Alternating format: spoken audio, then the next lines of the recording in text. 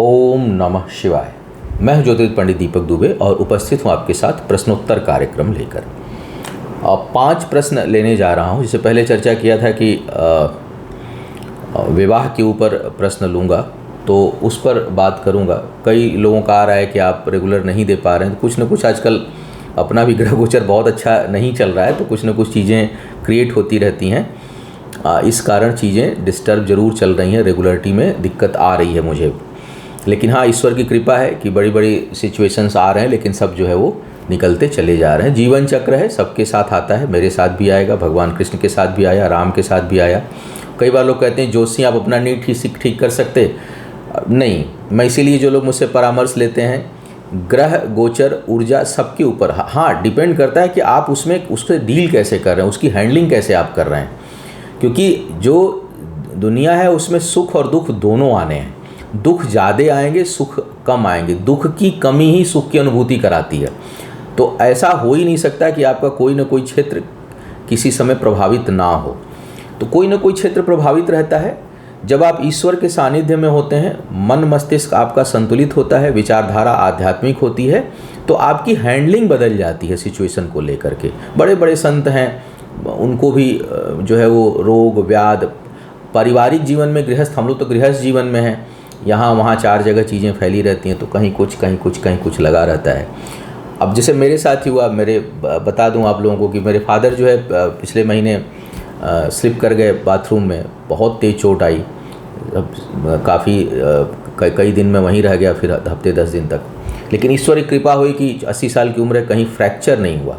चोट काफ़ी है, अभी भी बेड पर ही हैं, 1 महीने से करीब। तो सिचुएशंस आते रहते हैं, इसलिए कई लोग नाराज़ हो जाते हैं कि आप इरेगुलर हैं। तो अब लेकिन किया क्या जाए, जीवन चक्र हमारा भी है, तो उसमें कुछ न कुछ आना ही है। अब उस दौरान साप्ताहिक तो मैं शायद ब्रेक नहीं किया, एक साप्ताहिक ब्रेक हुआ मुझे लगता है, और एक अगस्त का राशिफल भी ब्रेक हुआ, क्योंकि जिस टाइम पे देना चाह रहा था दे ही नहीं पाया। सिचुएशंस ऐसे आते। अच्छा, मेरी एक आदत है कि थोड़ा सा मैं जब मूड बढ़िया होता है तब मैं देता हूँ, प्रिपेयर रहता हूँ। थकान है, आँखें जल रही हैं, या कहीं कुछ भावनात्मक डिस्टर्बेंस है, तो उस कंडीशन में फिर बात करना ठीक नहीं रहता। और विशेष करके राशिफल में तो समस्याएं सुननी है, आपकी समस्याओं को एब्जॉर्ब करना है, आपको बेहतर सलाह देना है, ताकि आपका जीवन बेहतर हो सके, बेहतर दिशा मिल सके। तो इस कारण जो है वो कई बार चीज़ें डिस्टर्ब होती हैं। और चूँकि और जो बोलने का काम है वो कोई और नहीं कर सकता, वो मुझे ही करना है, तो इस कारण भी चीज़ें। और रिपोर्ट कंसल्टेंसी भी खुद ही देता हूँ। एक बार किसी का आया कि आप जो है वो रिपोर्ट और कंसल्टेंसी के चक्कर में अपने मनी माइंडेड हो गए हैं, पैसे के चक्कर में आप हम लोगों को नहीं देखते। सवाल ये उठता है कि जब आप जो राशिफल ऐसे दे रहा हूँ, उतनी उसको सुनने की इतनी व्यग्रता है कि आप नाराज़ हो जाते हैं अगर आपको टाइम पर नहीं मिलता है। तो सोचिए कि जिसने पैसा जमा किया हुआ है और वो सच में बहुत किसी ट्रॉमा में है, किसी प्रॉब्लम में है, उसको मेरे सलाह की ज़रूरत है, उसको मैं कैसे छोड़ सकता हूँ। तो मेरी जिम्मेदारी तो दोनों तरफ है।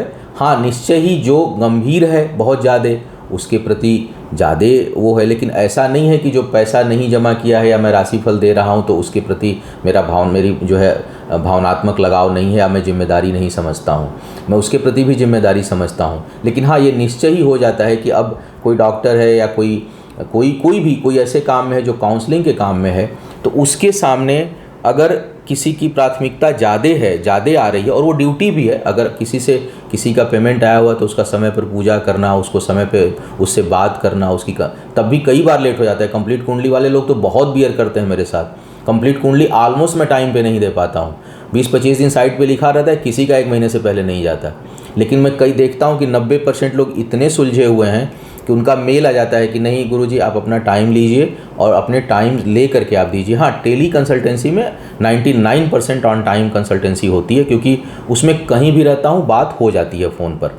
तो ये सब बहुत से कारण हैं। चूँकि आप लोग लंबे समय से, अब धीरे धीरे हमको लगता है कि 2014 से मैं यूट्यूब पर हूँ। बहुत उस समय जब कम लोग हुआ करते थे, तो एक अपने दर्शकों से पारिवारिक लगाव सा महसूस करता हूँ, इसलिए मैं शेयर कर रहा हूँ कि सुख दुख से हम भी वंचित नहीं हैं, होगा भी नहीं। पृथ्वी लोक पर कोई भी नहीं होगा, ना आप होंगे ना हम होंगे।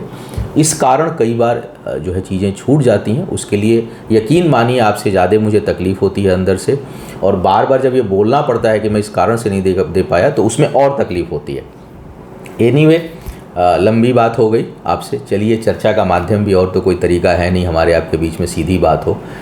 तो अब बात करते हैं, जैसा मैंने कहा था कि विवाह के ऊपर चर्चा करूंगा। 5 प्रश्न लोगों ने मुझे सेलेक्ट करके भेजे हैं मेरी टीम ने। अब ये जो एपिसोड था ये ट्यूसडे को मुझे देना था, मेरे ख्याल से 8 तारीख को, और मैं नहीं दे पाया चाह के भी। तो लेकिन अब ये आपको अब मिल रहा है इस समय। कोशिश करता हूँ कि चीज़ें आपके सामने 2 दिन आगे पीछे आ जाए।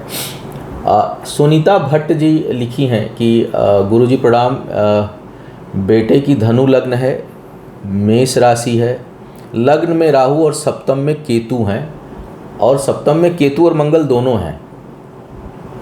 गुरु सूर्य के साथ दशम, बुध शुक्र के साथ 11 दूसरे भाव में शनि बैठे। अब देखिए क्या है, क्या कब तक शादी होगी। अब कब तक शादी होगी ये तो तुरंत बताना संभव नहीं है, जब तक पूरी कुंडली दशांतर दशा। लेकिन मंगल और केतु एक साथ अगर बैठ गए आपके जो है वो सप्तम भाव में, और आपके हिसाब से जो बुध जो है वो शुक्र के साथ 11वें भाव में है। अब शुक्र जो है आईएएस भी है लेकिन 6ठे भाव के स्वामी भी हैं। तो शुक्र और बुध की युति यह वैवाहिक जीवन के लिए अपने आप में बहुत अच्छी नहीं है। ये धन के लिए तो ठीक है लेकिन वैवाहिक जीवन के लिए ठीक नहीं है, केवल बुध शुक्र की। ऊपर से मंगल, अब मंगल द्वादशेश भी हैं, पंचमेश भी हैं, और सप्तम में केतु का बैठना यह विवाह में बहुत विलंब, और विवाह होने के बाद आपने एक शनि देव 11वें भाव, दूसरे में शनि बैठे हैं। अब दूसरे में शनि बैठे हैं तो धन के लिए तो अच्छे हो गए, लेकिन उनकी तीसरी दृष्टि जा रही है सुख भाव पर।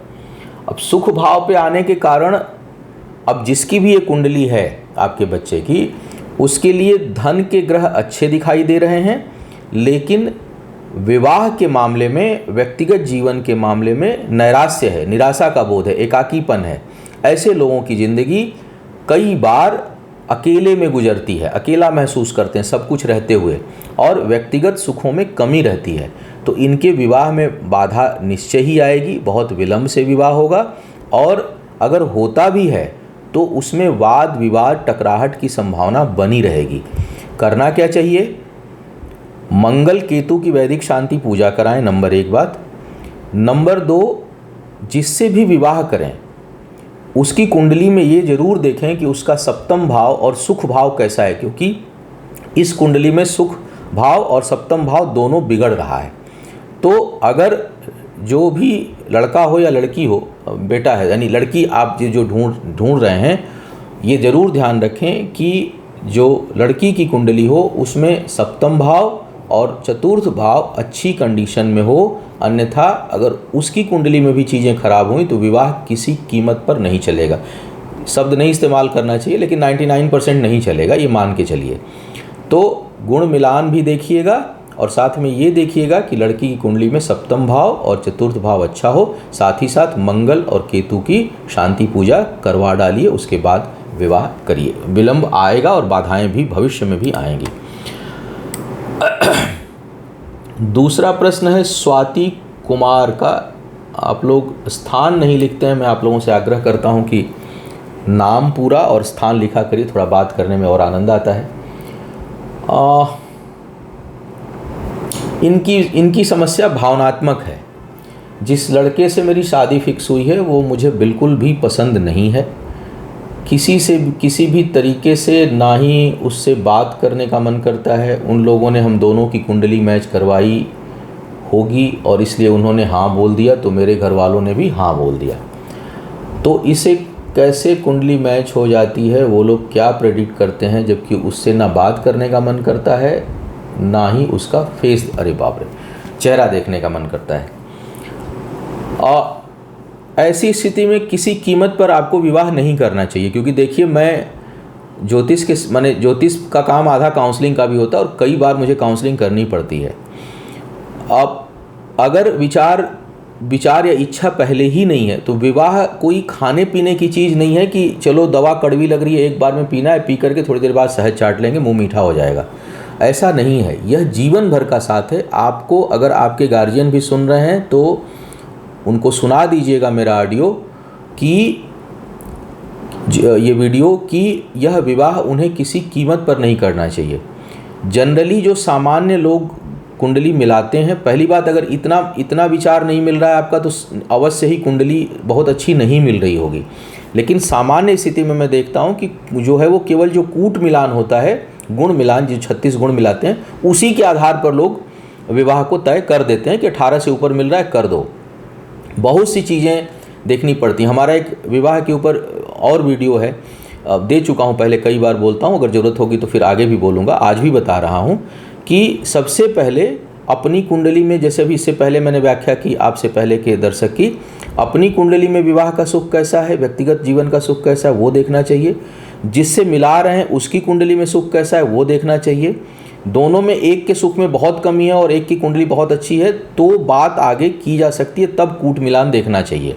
अगर वहाँ पर बहुत मतभेद है या फिर एक का लग्न दूसरे के लिए 6 और 8 का संबंध कारक हो रहा हो, जैसे मान लीजिए धनु लग्न की कुंडली हो, दूसरे की वृषभ लग्न की कुंडली हो, या दूसरे की कर्क लग्न की कुंडली हो, कभी विवाह नहीं करना चाहिए।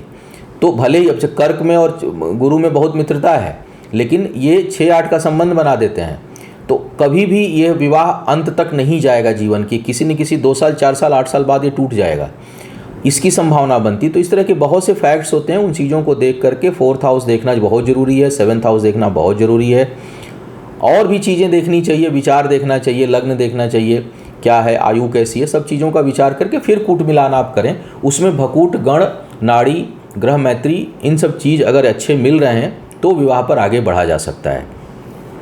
तो अगर और आपका तो न देखने का मन कर रहा है न बात करने का, तो फिर जीवन साथी कैसे, फिर पहले दिन से ही लड़ाई शुरू हो जाएगी। ये विवाह कितने दिन चलेगा, बिल्कुल नहीं चलेगा। तो विवाह कोई छोटा मोटा मामला नहीं है, जीवन भर का फैसला है, और एक आगे उससे एक सृजन होता है, एक नई दुनिया का सृजन हो जाता है एक्चुअल दो लोगों का जब विवाह होता है। तो आगे अब आपके बच्चे होंगे, फिर उनकी पीढ़ी चलेगी, तो ये मामला पीढ़ियों का हो जाता है। तो आप, मेरी सलाह है कि अगर आपके अंदर ऐसी भावना है तो यह विवाह आपको बिल्कुल नहीं करना चाहिए। स्पष्ट अभी हो सकता है कि थोड़ा माता पिता को समझाने में कठिनाई हो, कहीं कोई दिक्कत आए, लेकिन यह अभी का थोड़ा सा 10 दिन 5 दिन का दुख, अगर वो समझदार होंगे तो खुद ही नहीं करेंगे, आपके कहने पर मान जाएंगे।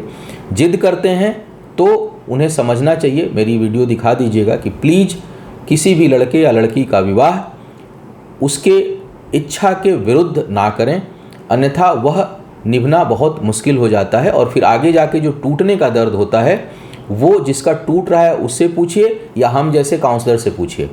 कि हमारे पास जब कई बार फ़ोन आता है किसी लड़के का या लड़के का, रोते हुए कई बार लिटरली लोग फ़ोन करते हैं कि समझ नहीं आ रहा क्या करें विवाह के बाद, वो दुख नहीं बर्दाश्त होता है। तो प्लीज़ इसको एक कंप्रोमाइजिंग चीज़ मत बनाइए। हाँ, रिश्ता अगर हो चुका है, विवाह हो चुका है, वहाँ पर थोड़ा ऊंच नीच है, निभाने में कहीं है तो ज़रूर मैं सलाह दूंगा कि कोशिश करें कि निभे।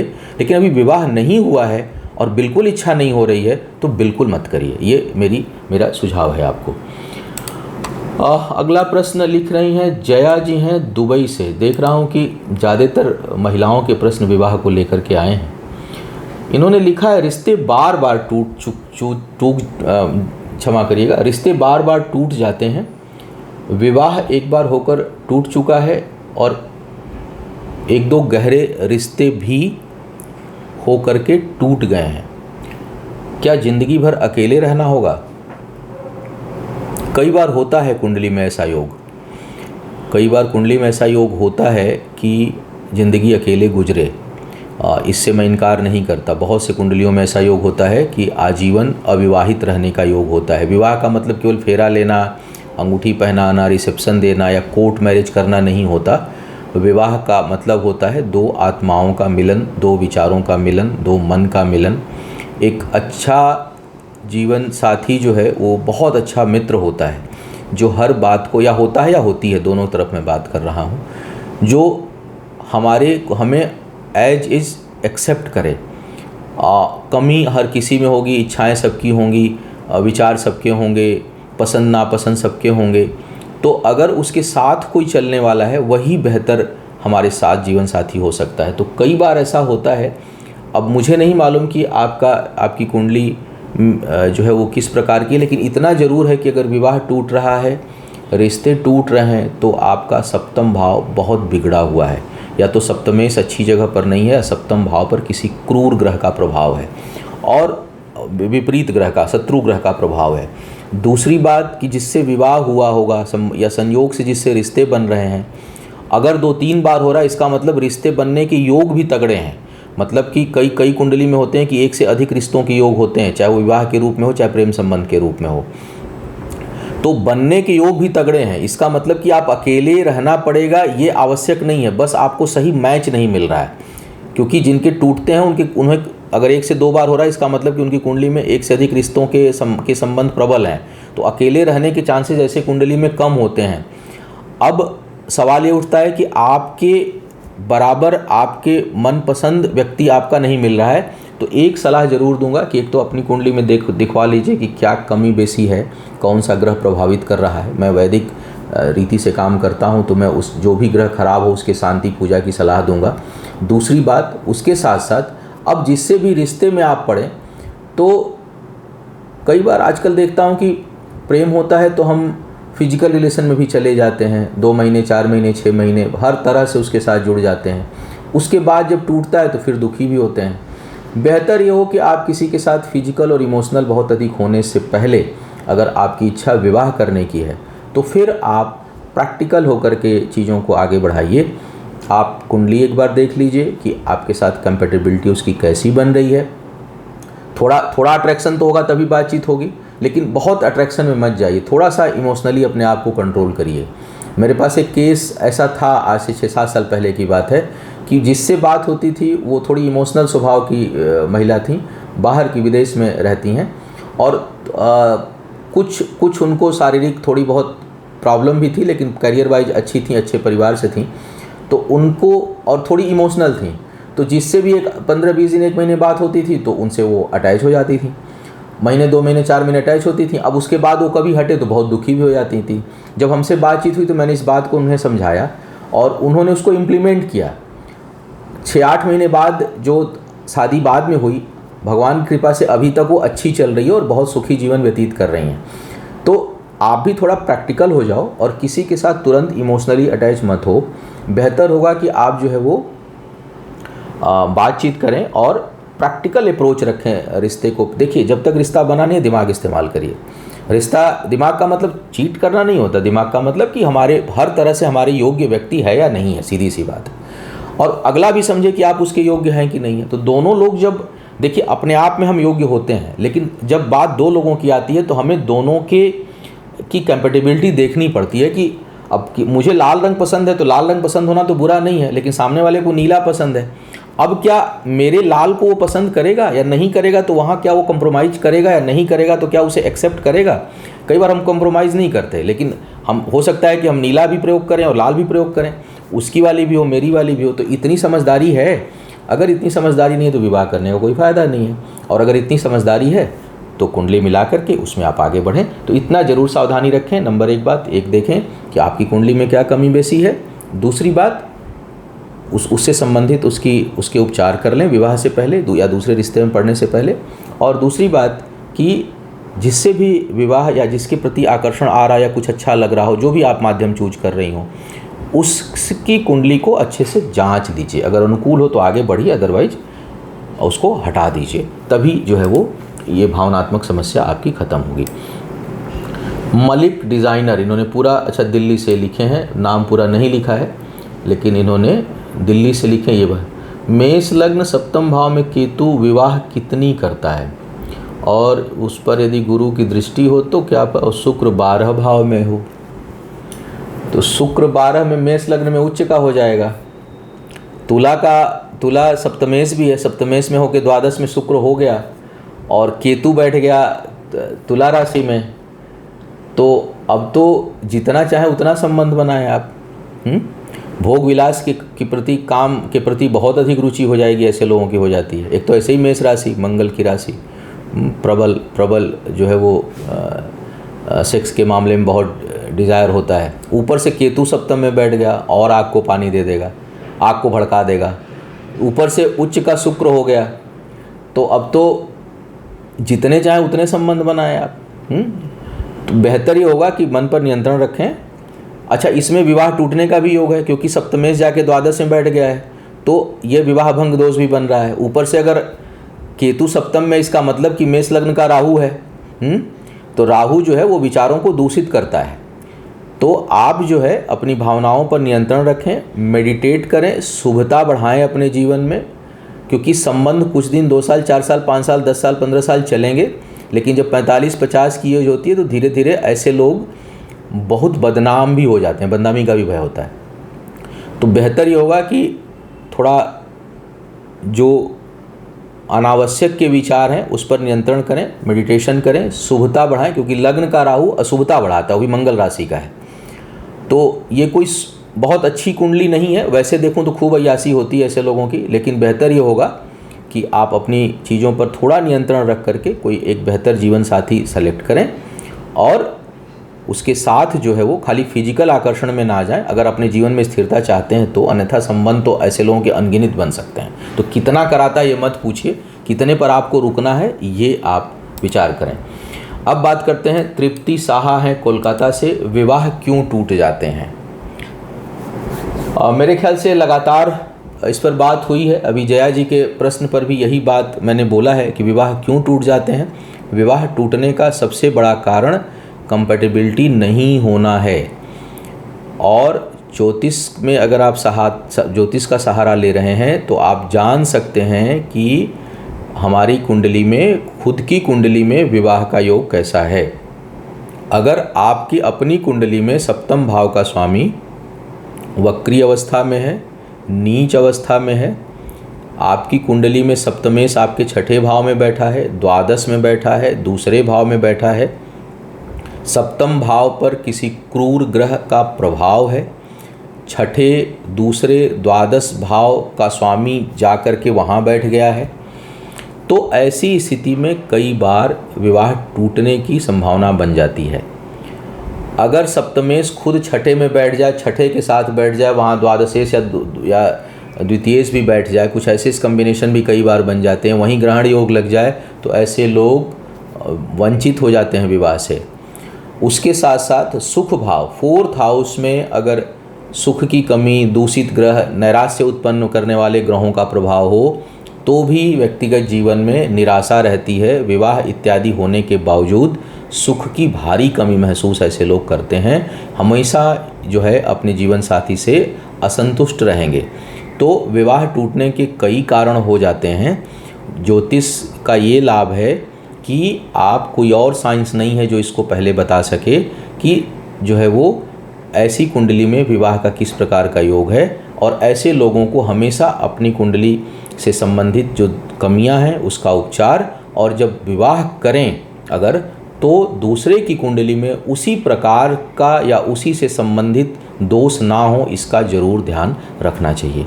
तो यह था विवाह पर आधारित विशेष एपिसोड मेरा।